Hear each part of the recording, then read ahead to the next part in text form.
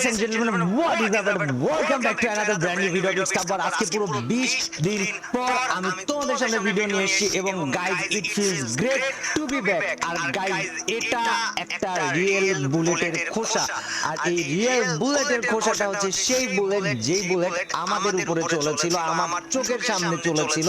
এবং গাইজ আমি তোমাদেরকে একটা ক্লিপ দেখাইতে চাই, যেই ক্লিপটা যেভাবে নির্বিচারে আমাদের উপর গুলি করা হয়েছে সেই সময়ের ক্লিপ। সো ভিডিওটা আগে দেখে নাও।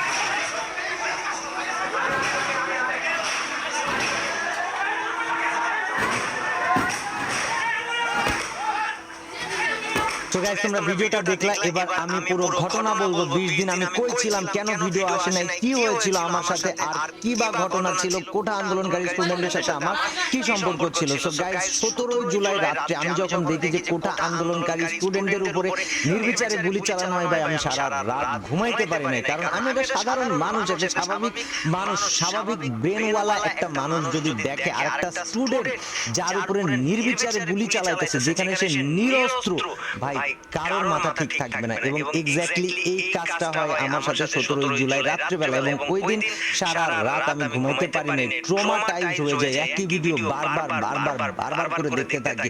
এরপরে যখন 18 জুলাই হয় আমি